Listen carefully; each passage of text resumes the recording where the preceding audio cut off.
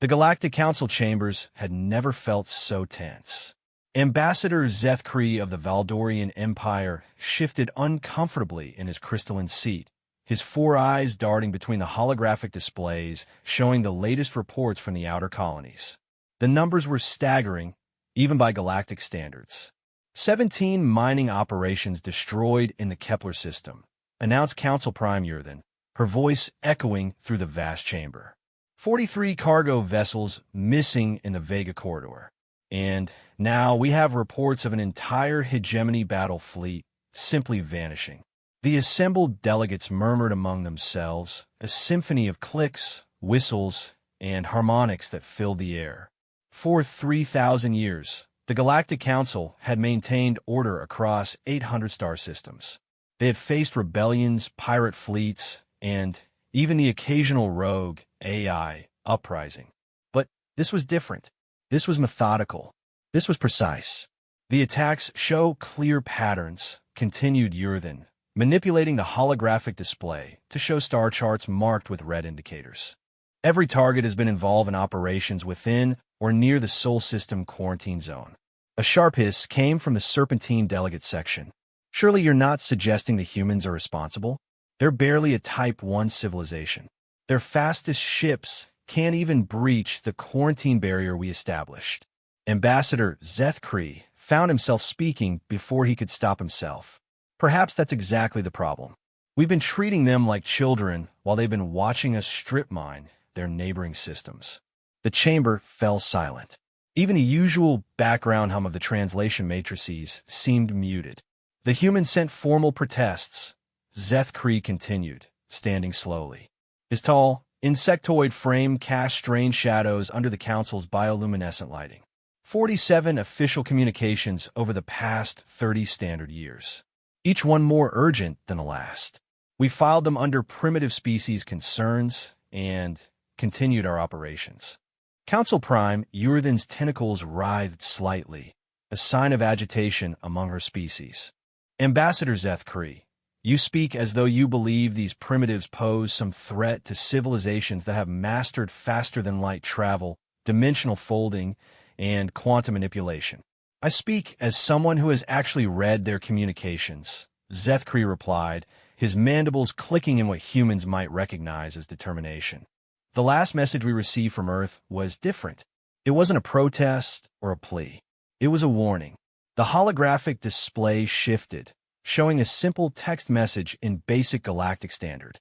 The translation was crude, clearly run through primitive translation software, but the meaning was unmistakable to the Galactic Council. We have asked nicely. We have begged.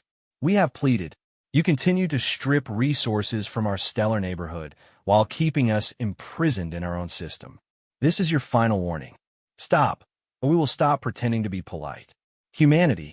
Delegate Vorthack of the Mechanical Collective emitted a burst of static that served as laughter among his kind. Pretending to be polite? These biologicals think their emotional displays constitute politeness? What could they possibly do to? His words were cut short as every screen in the council chamber flashed red. Emergency alarms began wailing, a sound that hadn't been heard in the galactic capital for over 800 years. Council Prime, came a trembling voice through the communication system. We're receiving reports from across the galaxy. Every human-adjacent operation has gone dark. All at once. No distress signals, no debris fields. Just gone. Yurthin's skin color shifted through several spectrums of concern. How many facilities? 237 mining operations, 462 cargo vessels, 18 military outposts, and the voice paused, clearly struggling with the magnitude of what they were reporting. 6 entire battle fleets, all in systems within 50 light-years of Sol. The chamber erupted into chaos. Delegates from hundreds of species began shouting in their native languages, the translation matrices struggling to keep up with the cacophony of fear and confusion. Ambassador Zeth Kree remained standing, staring at the human message still displayed on the central hologram. Something cold settled in his thoracic cavity as he realized what they had all missed. The humans hadn't been asking for mercy or fairness. They had been giving them a chance. Ow, whispered Delegate Vorthak, his mechanical voice stripped of its earlier arrogance. How could they coordinate such an attack? Our intelligence reports show they have no FTL communication, no ships capable of interstellar travel. Zethkri's mandibles clicked rapidly as his mind raced. He had served as an ambassador for over 2 centuries, had studied hundreds of species, and prided himself on understanding alien psychology. But now, looking at the devastating efficiency of whatever the humans had done, he realized they had made a fundamental error. They had assumed that because humanity was technologically primitive, they were also strategically primitive. Council Prime, Zethkri said, his voice cutting through the chaos. I request immediate access to the Sol system monitoring data from the past 50 years. Ambassador, this is hardly the time for now. The force in his voice surprised even himself. If we're going to understand what just happened, we need to know what we've been missing. The data streams began flowing across the holographic displays, 50 years of supposedly routine monitoring condensed into scrolling readouts and trajectory plots. At first, it looked like exactly what they expected from a quarantined primitive species. Occasional chemical rocket launches, primitive satellites, the usual detritus of a civilization just beginning to explore space. But as Zethkri adjusted the parameters, filtering for unusual patterns, his breathing spiracles began to constrict with growing alarm. There, he said, pointing at the display. These aren't random launches. Look at the trajectories, the timing. They've been sending something to the outer edge of their system. Small objects, chemical propulsion, but he manipulated the data, extrapolating the paths. They've been building something out there. For decades, the chamber had grown quiet again. Hundreds of alien eyes focused on the developing revelation. Building what? Yurthin asked, though her tone suggested she already feared the answer. Zethkri's mandibles went still, a sign of deep disturbance among his people. Something we never thought to look for because we assumed they couldn't possibly reach beyond their own system. We monitored for ships, for energy signatures, for anything that looked like our technology. But we never monitored for them. The ambassador turned to face the assembled council, his 4 eyes reflecting the red warning lights still flashing throughout the chamber. When he spoke, his voice carried the weight of a realization that would change everything. We've been so busy watching Earth that we forgot to watch the humans who might have already left it. The silence that followed was broken only by the continued wailing of alarms and the growing list of missing ships and facilities scrolling across every screen in the chamber. Somewhere in the galaxy, 237 mining operations had vanished without a trace. And humanity had just announced they were done being polite. Council Prime, Yurthin's tentacles curled tightly around her control interface as she came to the same terrible conclusion that was dawning on delegates throughout the chamber. For 3,000 years, the Galactic Council had maintained order through superior technology and overwhelming force. But somewhere in the darkness between stars, a species they had dismissed as primitive had just demonstrated that superior technology meant nothing if your enemy was somewhere you never thought to look. And if Earth's final warning was any indication, this was only the beginning. Admiral Korvax had commanded the 3rd Hegemony Fleet for 47 years, had seen action in 12 major conflicts, and had never once questioned the technological superiority that kept the galactic peace. Now, as he stood in the command center of his flagship watching entire star systems go dark on his tactical displays, he felt something he hadn't experienced since his first battle as a young ensign. Fear.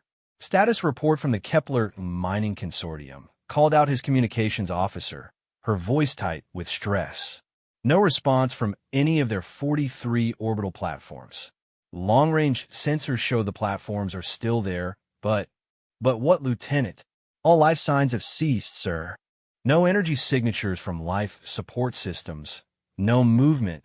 No communications. It's as if everyone just stopped. Korvax's scaled hands gripped the command rail tighter. The 3rd Fleet was currently stationed in the Arcturus sector, what the galactic charts optimistically labeled as secure space. 600 light-years from Earth, well beyond any possible reach of human technology. Or so they had thought. "Sir," came another voice from the sensor station. "We're receiving a transmission. Origin unknown. It's broadcasting on all frequencies simultaneously. Put it through." The main screen flickered, then resolved into an image that made every being on the bridge freeze. A human face, unremarkable by galactic standards except for one detail. The human was floating in what was clearly the zero gravity of space, with no visible life support equipment. "Greetings, Admiral Korvax," the human said, speaking perfect hegemony standard with only the slightest trace of Earth accent. "I am Commander Sarah Chun, representing the Seoul Defense Initiative. I believe you've been looking for us." Korvax's military training kicked in, overriding his shock. "Identify yourself properly. What ship are you transmitting from? How'd I get here?" Chun smiled, and there was something in that expression that made Korvax's combat instincts scream warnings. "Admiral, 47 years ago, when your people first established the quarantine around our system, a group of human volunteers loaded themselves into chemical-powered vessels and began the long journey to the outer edges of Sol space. We called it the Sleeper Project." The transmission shifted, showing what appeared to be massive construction platforms built into asteroids at the very edge of the Sol system, barely visible against the cosmic background radiation. "We spent 30 years in cryogenic sleep, while robotic systems harvested local resources and built what we needed. When we woke up, we found ourselves in possession of several thousand antimatter charges, kinetic projectiles, and, most importantly, information about every ship, station, and installation your various species had built within 50 light-years of our home." Korvax felt his blood temperature drop several degrees. "Impossible. Even if you had achieved interstellar travel, you couldn't coordinate a simultaneous attack across multiple systems without faster-than-light communication." "You're absolutely right, Admiral. We couldn't." Chen's smile widened. "So we didn't." The screen split, showing multiple feeds from across the galaxy. Each showed the same thing. Humans, hundreds of them, floating in space near various mining operations, cargo vessels, and military installations. All of them wearing the same simple space suits. All of them apparently immune to the deadly radiation and cold of deep space. "You see, Admiral, while you were busy monitoring our home planet for signs of advanced technology, we were solving a much simpler problem: how to survive in space long enough to reach our targets. Turns out when you have nothing but time and determination, even primitive biology can be upgraded." One of Korvax's tactical officers, a young reptilian, hissed in disbelief. "Biological modification? But the energy requirements, the technical knowledge needed." "Oh, we didn't modify ourselves," Chen replied, somehow hearing the comment despite the transmission supposedly being one way. "We replaced ourselves." The image zoomed in on Chen's face, and for the first time, the beings on the bridge could see what they had missed initially. Her eyes weren't quite right. The skin had an artificial perfection to it. When she breathed, which she didn't need to do in vacuum, the movement seemed slightly too regular. 30 years ago, before we went into cryosleep, each of us underwent a complete neural mapping. Our consciousness, our memories, our personalities, all transferred to synthetic bodies designed for one purpose: to reach our assigned targets and deliver Earth's message. Korvax's mind reeled. "You're saying you're not human. You're artificial intelligences." "I'm saying we're human minds and bodies designed to survive anything your galaxy could throw at us. We can operate in vacuum indefinitely, withstand radiation that would kill any biological creature, and, most importantly, we don't need ships that show up on your sensors." The tactical display updated, showing movement near their own fleet.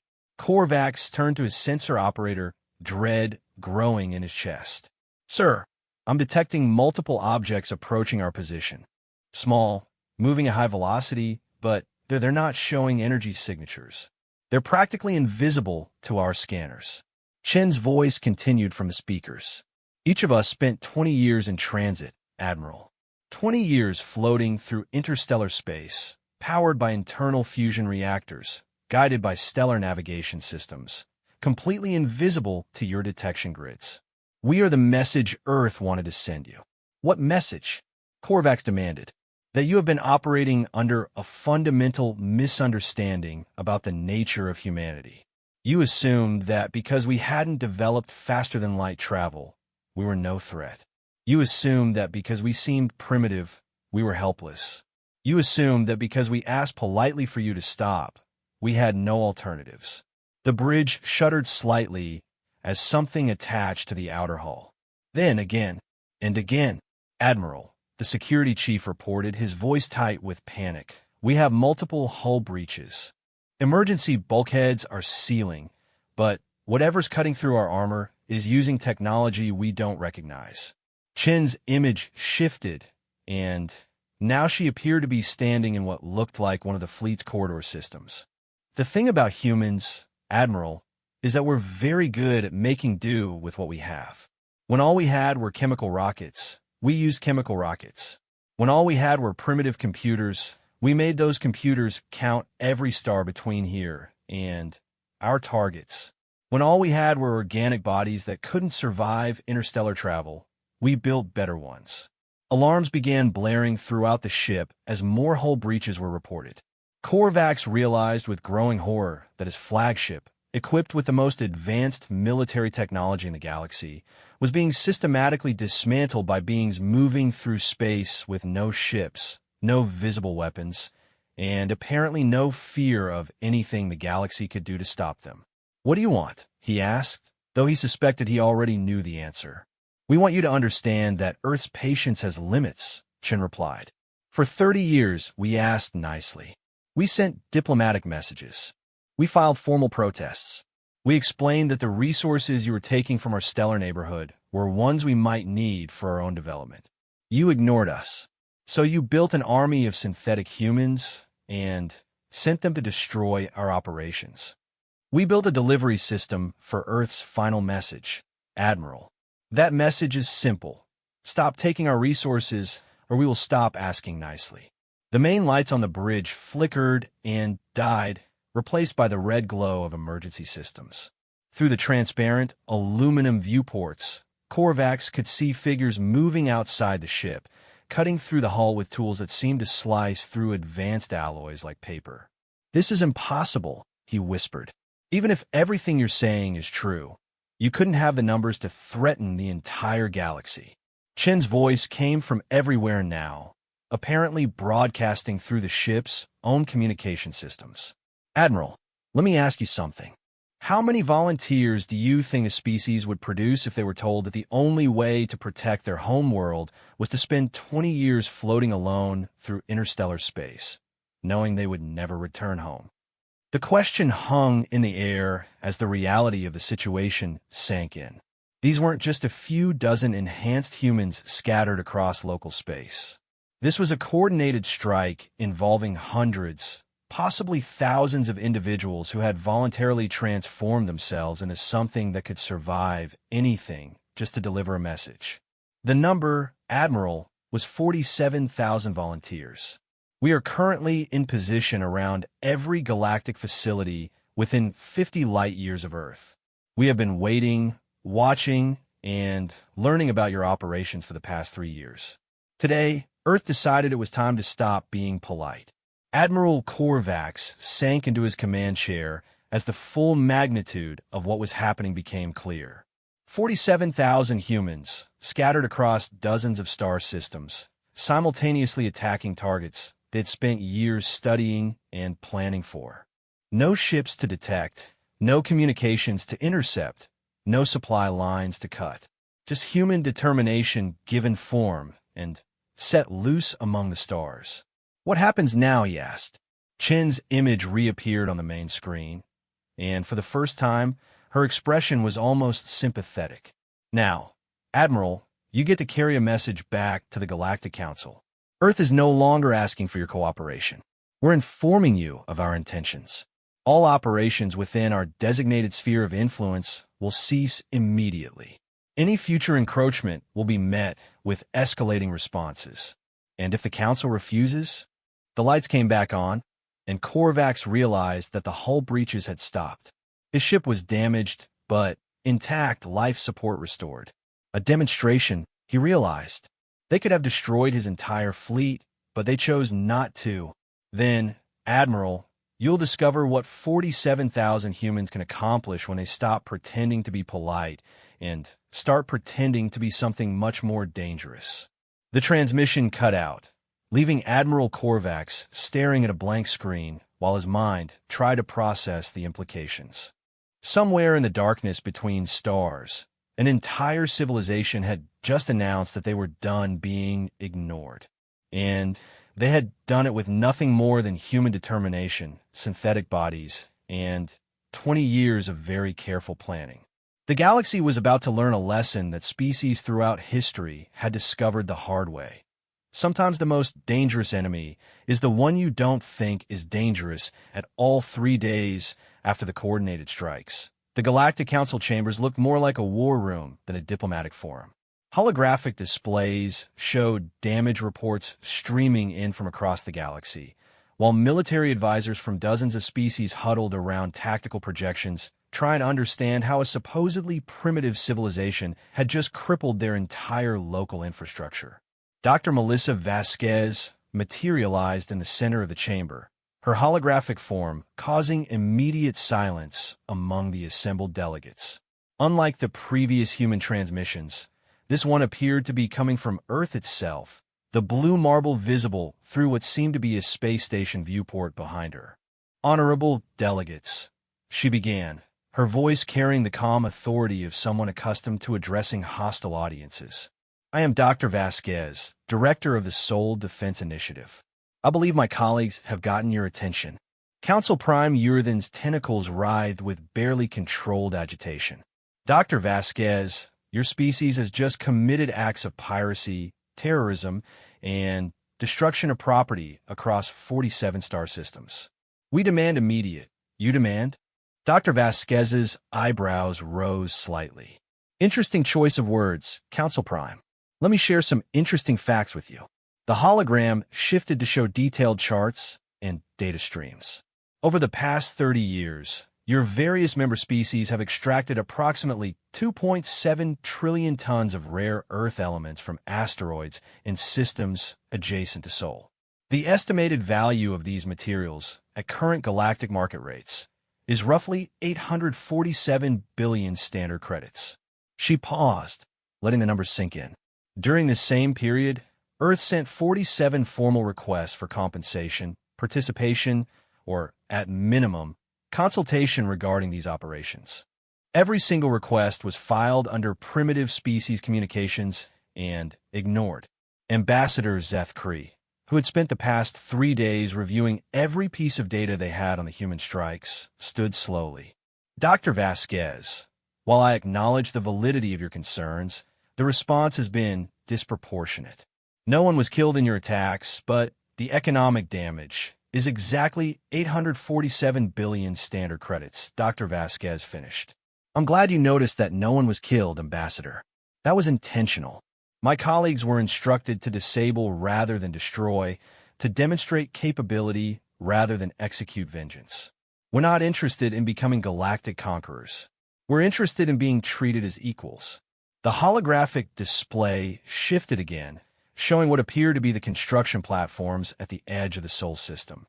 But now the scale was clear, and the assembled delegates could see that what they had initially thought were small facilities were actually massive installations stretching across hundreds of thousands of kilometers. "For 20 years, while you've been strip mining our neighborhood, we've been building. Not just the synthetic bodies that carried out the strikes, but entire manufacturing complexes designed to operate in interstellar space.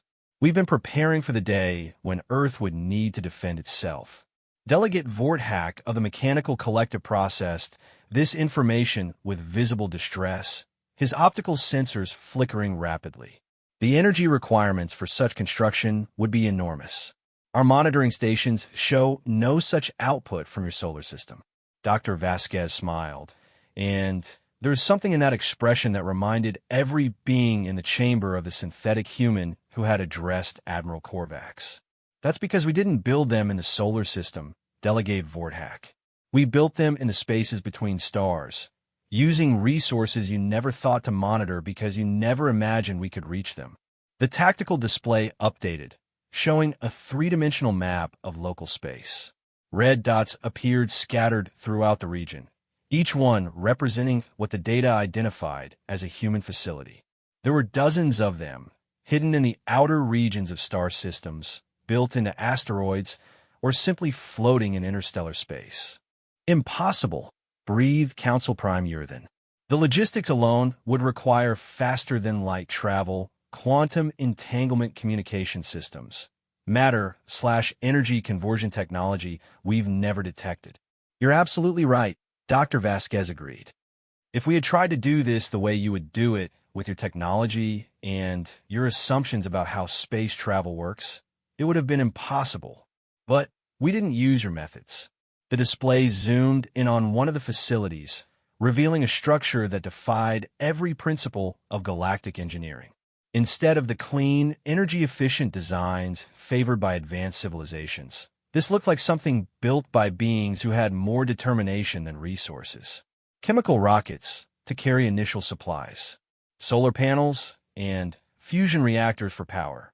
Robotic mining systems built from components you could find in any human electronics store in 2157. And, most importantly, human beings willing to spend decades in cryogenic sleep while their automated systems built what we needed. Ambassador Zethkree's mandibles clicked rapidly as he processed the implications. You're saying you achieved interstellar construction capability using primitive technology and patience? I'm saying we achieved interstellar construction capability using the one resource we had in abundance that none of your species seemed to possess: time. Dr. Vasquez gestured, and the display showed construction timelines spanning decades. While your civilizations measure project timelines in standard years, we measured ours in generations. The volunteers who initiated the Outer Perimeter Project knew they would never see Earth again. They knew they would spend the rest of their lives maintaining automated systems in the deepest cold of space. They did it anyway, because they understood that someday Earth would need the capability to project power beyond our quarantine zone. The chamber fell silent as the full scope of human planning became clear. This wasn't a recent development triggered by galactic exploitation. This was a long-term strategy that had been in motion for longer than some species had been members of the Council. What do you want from us? Council Prime Yurthan asked finally. Dr. Vasquez's expression became businesslike. 3 things. First, all resource extraction operations within 25 light-years of Sol cease immediately. Second, Earth is granted full membership in the Galactic Council with all associated rights and privileges. Third, reparations equal to the value of extracted materials are paid to Earth over the next 10 standard years. Those terms are completely unacceptable, declared High Admiral Thresk of the Dominion Fleet. You're a single planet with a primitive technology base. You cannot dictate terms to civilizations that have existed for millennia.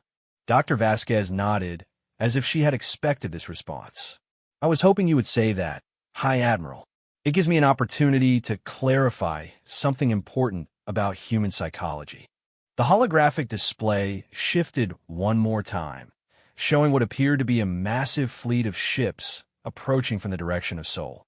But, as the image resolved, it became clear that these weren't ships in any conventional sense. They were asteroids, dozens of them, all moving in perfect formation toward the galactic core. You see, High Admiral, the strikes you experienced 3 days ago were what we call a polite demonstration. 47,000 volunteers using hand tools to disable your facilities without causing casualties. It was designed to get your attention and open negotiations. She paused, and when she continued, her voice carried an edge that hadn't been there before. But if you prefer to see this as a military conflict rather than a diplomatic discussion, we're prepared for that as well. The asteroid fleet resolved further, revealing that each massive rock was surrounded by construction frameworks and propulsion systems. They weren't ships. They were mobile factories, each one capable of producing thousands of synthetic bodies, weapons, or whatever else Earth might need for an extended conflict. The thing about humans, delegates, is that we're very good at escalation. When someone ignores our polite requests, we make less polite requests. When someone dismisses our diplomatic protests, we find more compelling ways to communicate. When someone assumes our primitive technology makes us helpless, we find ways to turn primitiveness into a weapon. Ambassador Zeth found himself speaking again. How many of these mobile facilities do you have? Currently, 43 asteroid bases, each one capable of producing and deploying synthetic operatives at a rate of approximately 1,000 per year. We also have 17 deep space construction platforms that can manufacture larger systems and 6 resource processing stations that can convert raw asteroid material into whatever we need. The mathematics were staggering. Earth wasn't just threatening the galaxy with what they had already built. They were threatening them with the capability to build more, faster, and in places no one would think to look. And if we refuse your terms? High Admiral Thresk asked, though his aggressive tone had become notably more subdued. Dr. Vasquez's expression didn't change, but something in her eyes suggested that the question had moved them into territory no one wanted to explore. Then, High Admiral, you'll discover what happens when 43 mobile factories spend a few years producing something other than diplomatic envoys. She leaned forward slightly, and, for the first time since the transmission began, her calm demeanor cracked slightly. You've had 30 years to respond to our polite requests. You've had 3 days to respond to our demonstration.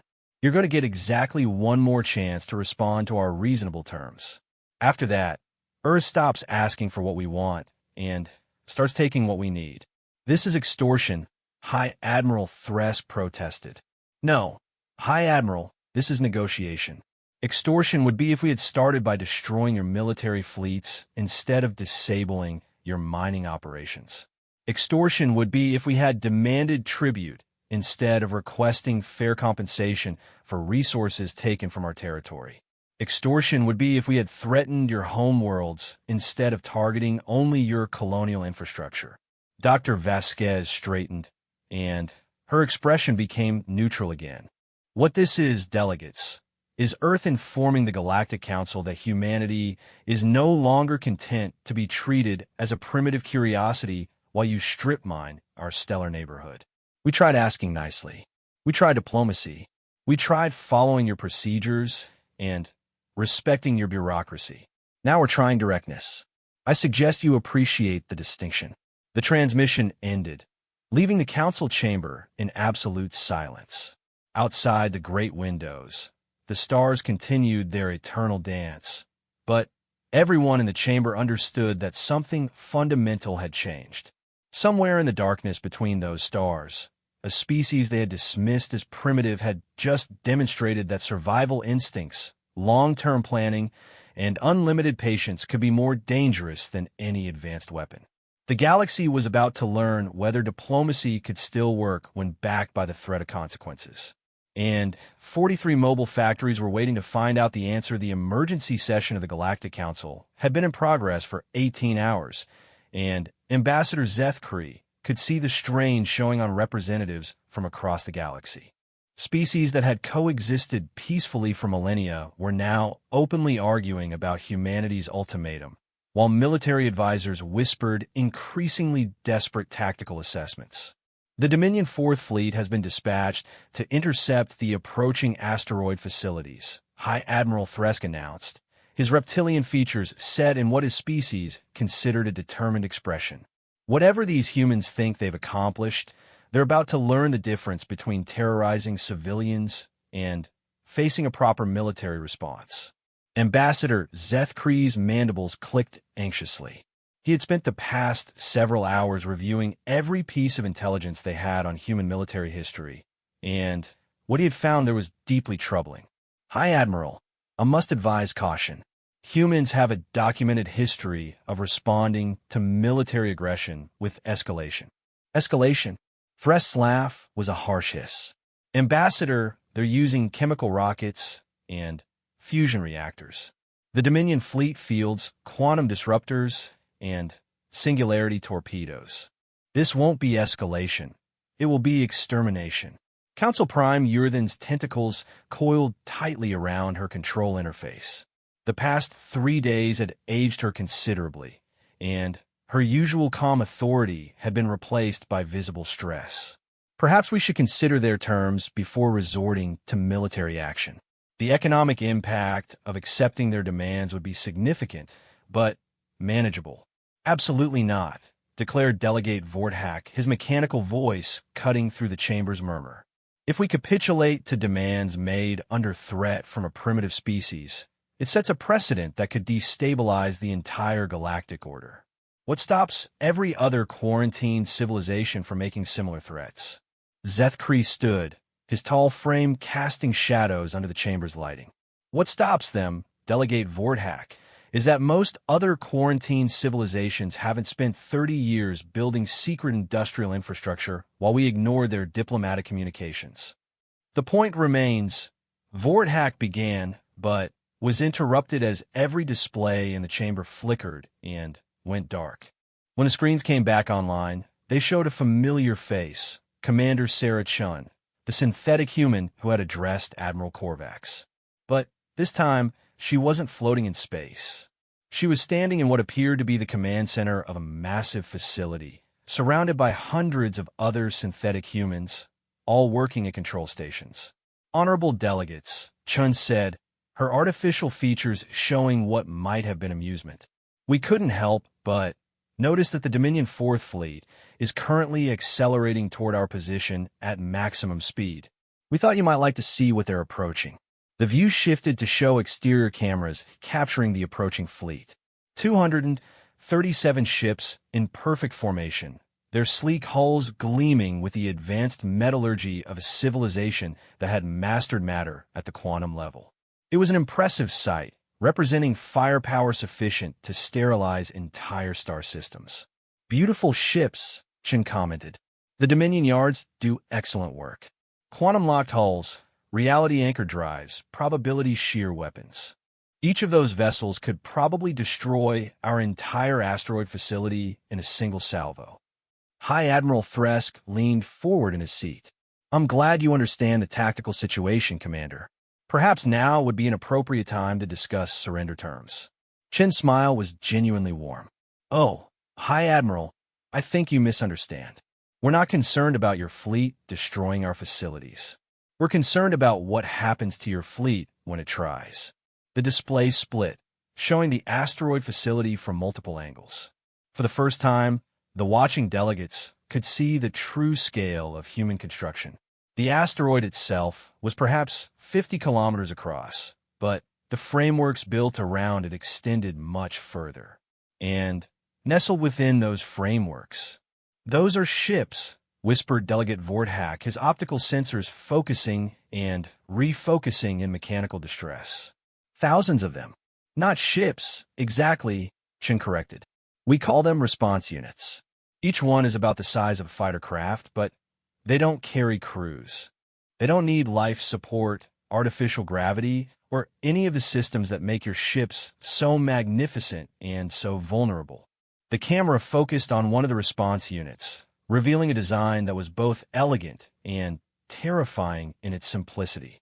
No visible cockpit, no waste heat radiators, no external sensor arrays.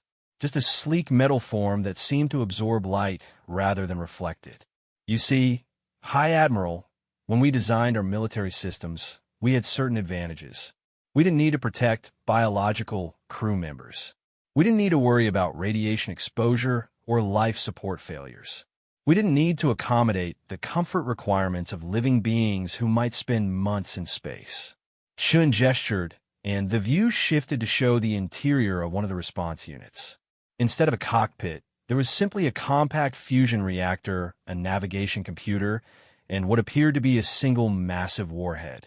Each response unit carries a synthetic operator with reflexes approximately 8 times faster than biological norms, powered by a fusion reactor that can operate for 50 years without maintenance, and equipped with a single antimatter charge sufficient to cripple or destroy any ship in your fleet.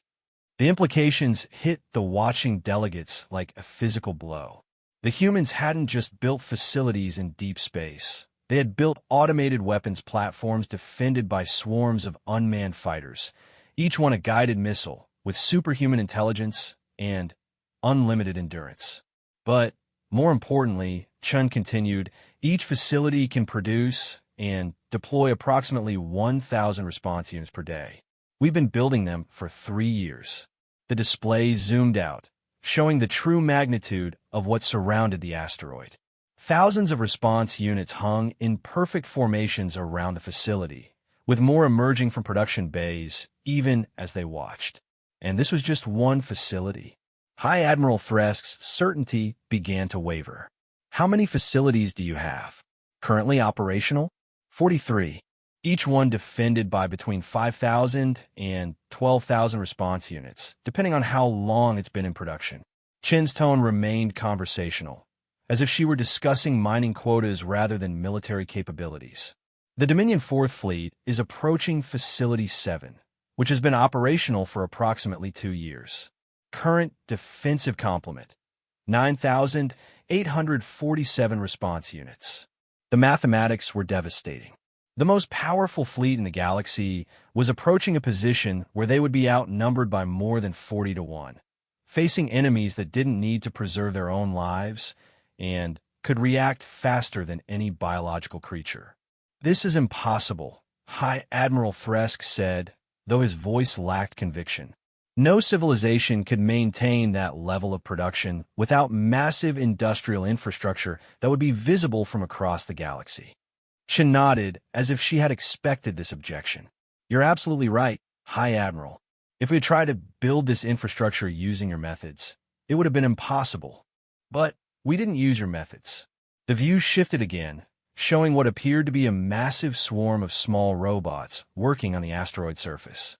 But as the scale became clear, the delegates realized that what they were seeing was automated mining and refining on a scale that defied comprehension. Self-replicating mining systems, Chen explained. Each facility essentially eats its host asteroid and converts the material into whatever we need. The beauty of working in space is that there's no shortage of raw materials. Every asteroid, every comet, every chunk of rock floating in interstellar space can become a factory if you're patient enough. Ambassador Zeth Kree felt something cold settle in his thoracic cavity as he realized what they were actually facing. This wasn't a military threat that could be countered with superior technology. This was an exponential production system that had been growing unchecked for years, fed by virtually unlimited raw materials and operated by beings who didn't need food, sleep, or any of the resources that limited biological civilizations. Commander Chun, he said, his voice carefully controlled. What are your intentions if the Dominion fleet continues its approach? Chen's expression became thoughtful. Ambassador Zeth Kree, Earth's position has been consistent from the beginning. We want to resolve this diplomatically. We've proposed reasonable terms for coexistence. We've demonstrated our capabilities without causing unnecessary casualties. She paused, and when she continued, there was something final in her voice. But if the Galactic Council chooses to respond to diplomacy with military force, then Earth will respond to military force with overwhelming military force. The Dominion 4th Fleet can still change course and return to base. If they continue their current approach, we will consider it an act of war. And if it is war, High Admiral Thresk asked. Chen's smile disappeared entirely. Then, High Admiral, you'll discover what happens when a species that has spent 3 years building weapons decides to stop building and start using them. 9,000 response units are currently tracking your fleet. If hostilities commence, those units will not target your ship's weapons or engines. What do they target? Everything, High Admiral. When humans fight, we fight to win. The transmission cut out, leaving the council chamber in stunned silence. Outside, the stars continued their eternal dance, but everyone present understood that the galaxy was balanced on the edge of conflict unlike anything they had ever faced. 43 facilities. hundreds of thousands of automated weapons, production capacity limited only by available raw materials. And behind it all, a species that had proven they were willing to spend decades building toward a single moment of decisive action. The Dominion Fourth Fleet had 6 hours before they reached optimal firing range. 6 hours to decide whether the galaxy was about to witness its first interstellar war with a civilization that had turned patience into the ultimate weapon. 4 hours and 37 minutes before the Dominion Fourth Fleet would reach optimal firing range. Ambassador Zeth Kree stood alone in his private quarters aboard the Council Station, staring out at the stars through his viewport. In his hands, he held a datapad containing the complete psychological profile of humanity that he had requested from the Xenosociology Department. The document made for disturbing reading.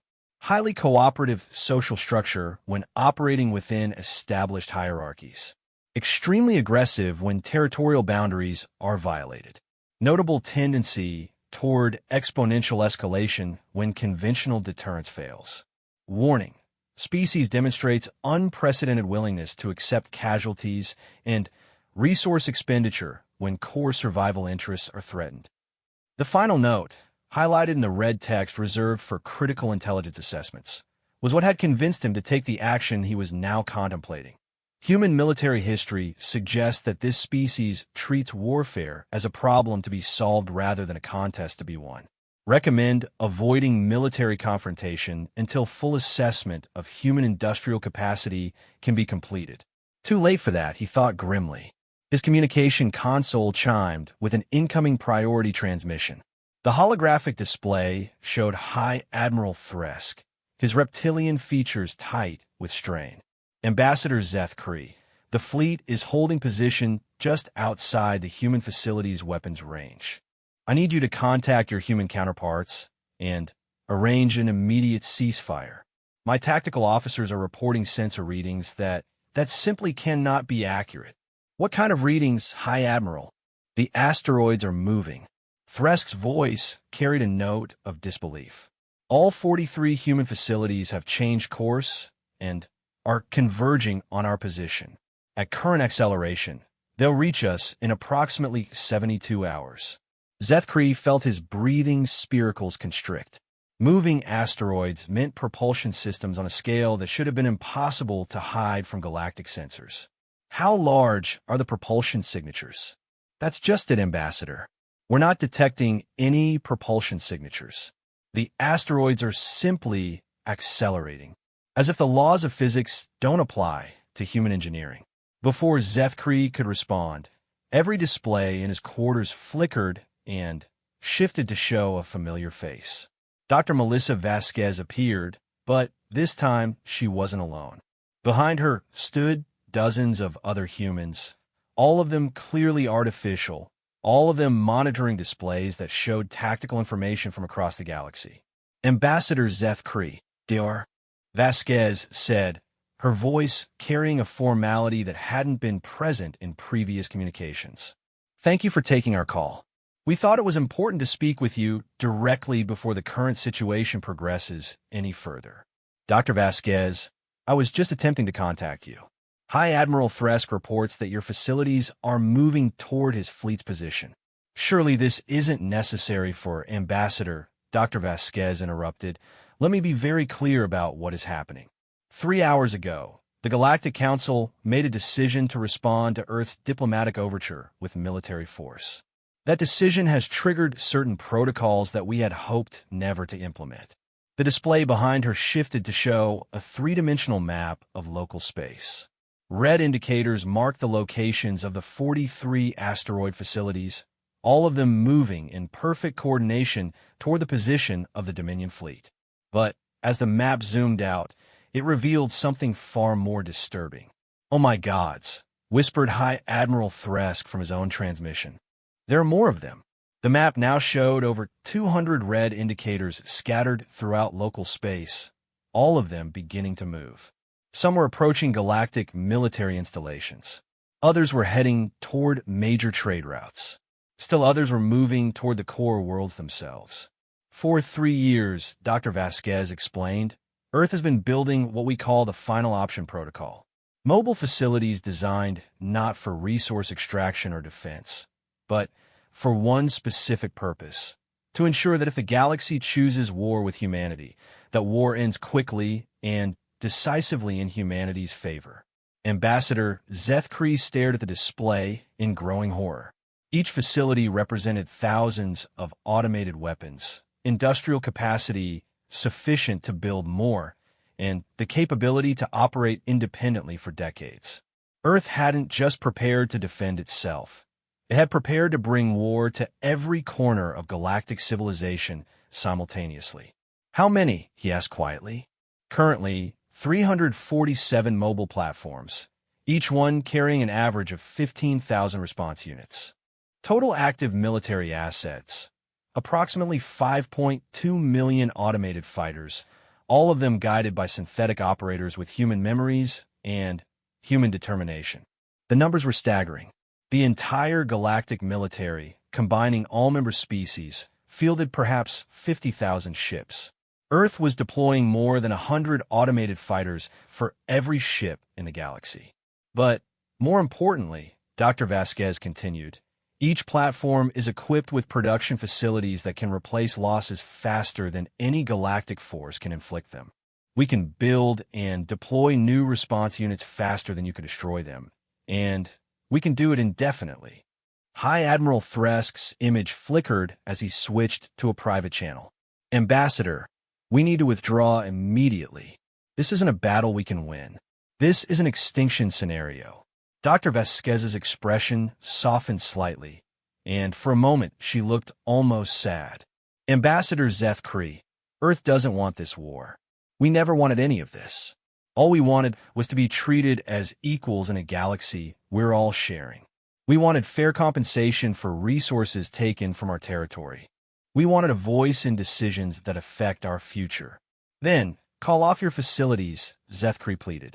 Return to the negotiating table. We can find a diplomatic solution. Can we? Dr. Vasquez gestured to something off-screen, and the display showed voting tallies from the emergency council session. The current vote on accepting Earth's terms stands at 847 against, 23 in favor, with 156 abstentions. Even after everything we've demonstrated, the majority of the council still believes that military force is preferable to treating humanity as equals. The truth of it hit Zeth like a physical blow. Despite overwhelming evidence of human capability, despite the clear threat to galactic security, most council members were still voting based on pride and prejudice rather than practical assessment of the situation. Dr. Vasquez, give me 12 hours. Let me address the full council, present the complete tactical picture. When they understand what they're facing, Ambassador Dr. Vasquez interrupted, let me show you something. The display shifted to show Earth itself, the blue marble that had somehow produced this technological nightmare. But, as the image zoomed in, it became clear that the planet was no longer alone.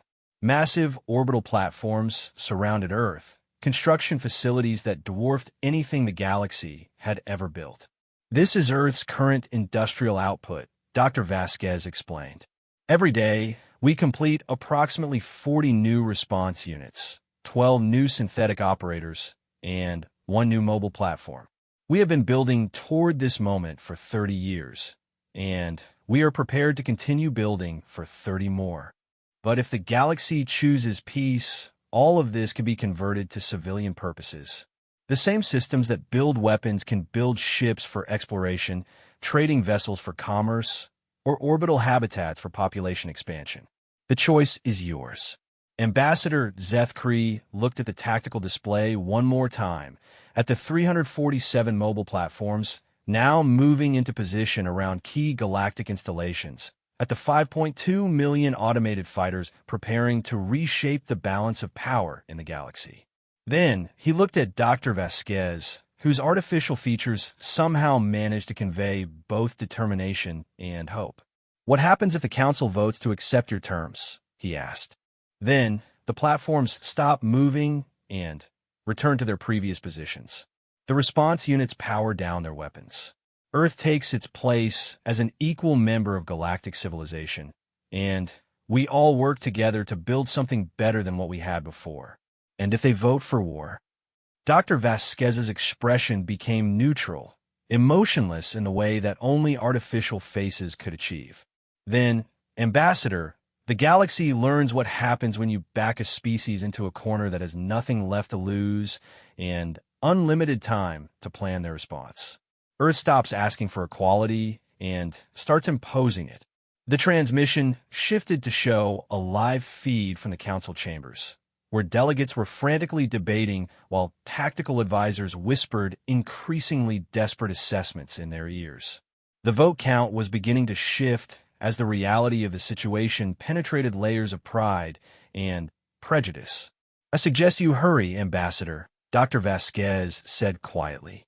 "The platforms reach their assigned positions in 67 hours.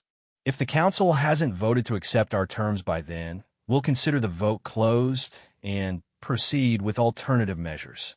The transmission ended, leaving Ambassador Zeth-Kree alone with the knowledge that the next 67 hours would determine whether the galaxy entered a new age of cooperation or a brief age of war followed by human dominance. He activated his personal communicator and requested immediate transport to the council chambers. There was still time for diplomacy, still time for sanity to prevail. But as he looked out at the stars one last time, he couldn't shake the feeling that he was watching the end of one era and the violent birth of another. Somewhere in the darkness between stars, 5.2 million automated fighters were waiting for the galaxy to decide its own future. And on Earth, a species that had spent 30 years being ignored was finally getting the attention they deserved. The vote would be close. The consequences would be permanent. And humanity had just demonstrated that when they stopped being polite, they became something far more dangerous than anyone had imagined possible. The Galactic Council chambers had never felt so tense. Ambassador Zeth-Kree of the Valdorian Empire shifted uncomfortably in his crystalline seat, his four eyes darting between the holographic displays showing the latest reports from the outer colonies. The numbers were staggering, even by galactic standards.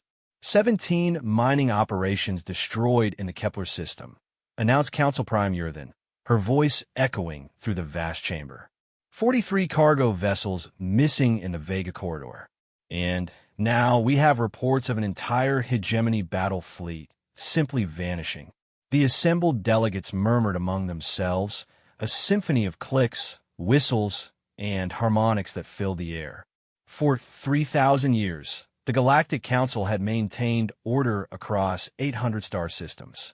They had faced rebellions, pirate fleets, and even the occasional rogue AI uprising. But this was different. This was methodical. This was precise. The attacks show clear patterns, continued Yurthin, manipulating the holographic display to show star charts marked with red indicators. Every target has been involved in operations within or near the Sol System quarantine zone. A sharp hiss came from a Serpentine delegate section. Surely you're not suggesting the humans are responsible? They're barely a Type 1 civilization. Their fastest ships can't even breach the quarantine barrier we established. Ambassador Zeth-Kree found himself speaking before he could stop himself. Perhaps that's exactly the problem. We've been treating them like children while they've been watching us strip mine their neighboring systems. The chamber fell silent. Even the usual background hum of the translation matrices seemed muted. The humans sent formal protests. Zeth-Kree continued, standing slowly. His tall, insectoid frame cast strange shadows under the council's bioluminescent lighting. 47 official communications over the past 30 standard years, each one more urgent than the last. We filed them under primitive species concerns and continued our operations. Council Prime Yurthin's tentacles writhed slightly, a sign of agitation among her species. Ambassador Zeth-Kree, you speak as though you believe these primitives pose some threat to civilizations that have mastered faster-than-light travel, dimensional folding, and quantum manipulation.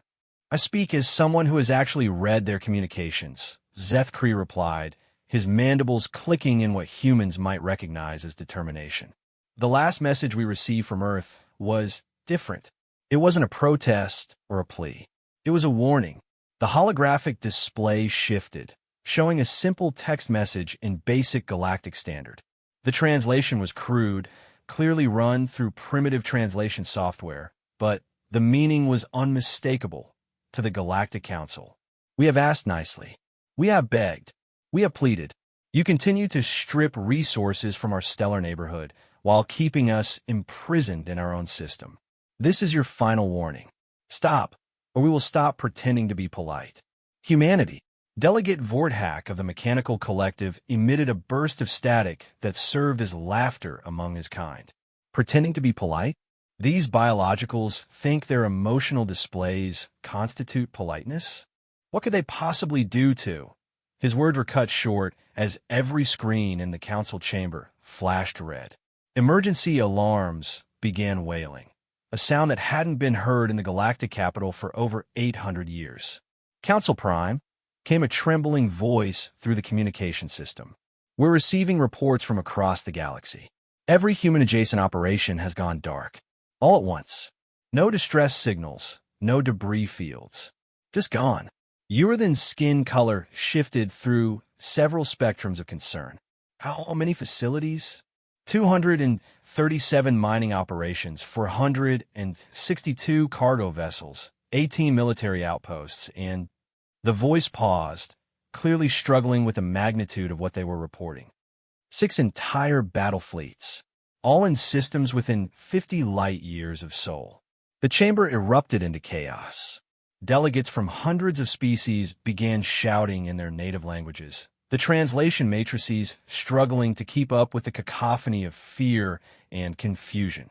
Ambassador Zeth Kree remained standing, staring at the human message still displayed on the central hologram.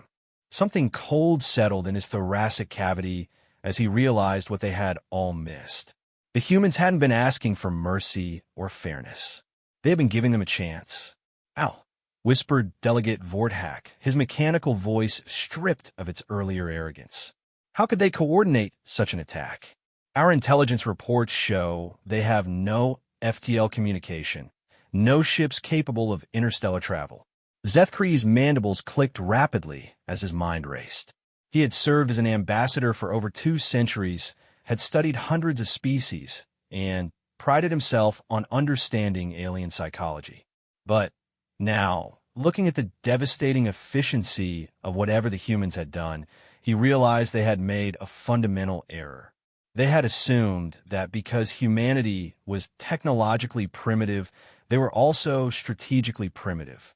Council Prime, Zeth said, his voice cutting through the chaos. I request immediate access to the Sol system monitoring data from the past 50 years. Ambassador, this is hardly the time for now. The force in his voice surprised even himself. If we're going to understand what just happened, we need to know what we've been missing. The data streams began flowing across the holographic displays. 50 years of supposedly routine monitoring condensed into scrolling readouts and trajectory plots. At first, it looked like exactly what they expected from a quarantined primitive species. Occasional chemical rocket launches, primitive satellites, the usual detritus of a civilization just beginning to explore space. But as Zeth adjusted the parameters, filtering for unusual patterns, his breathing spiracles began to constrict with growing alarm. There, he said, pointing at the display. These aren't random launches. Look at the trajectories, the timing. They've been sending something to the outer edge of their system. Small objects, chemical propulsion, but he manipulated the data, extrapolating the paths. They've been building something out there. For decades, the chamber had grown quiet again, hundreds of alien eyes focused on the developing revelation. Building what? Urithan asked, though her tone suggested she already feared the answer. Zeth mandibles went still, a sign of deep disturbance among his people. Something we never thought to look for because we assumed they couldn't possibly reach beyond their own system. We monitored for ships, for energy signatures, for anything that looked like our technology. But we never monitored for them. The ambassador turned to face the assembled council, his 4 eyes reflecting the red warning lights still flashing throughout the chamber. When he spoke, his voice carried the weight of a realization that would change everything. We've been so busy watching Earth that we forgot to watch the humans who might have already left it. The silence that followed was broken only by the continued wailing of alarms and the growing list of missing ships and facilities scrolling across every screen in the chamber. Somewhere in the galaxy, 237 mining operations had vanished without a trace, and humanity had just announced they were done being polite. Council Prime Urithin's tentacles curled tightly around her control interface as she came to the same terrible conclusion that was dawning on delegates throughout the chamber. For 3,000 years, the Galactic Council had maintained order through superior technology and overwhelming force. But somewhere in the darkness between stars, a species they had dismissed as primitive had just demonstrated that superior technology meant nothing if your enemy was somewhere you never thought to look. And if Earth's final warning was any indication, this was only the beginning.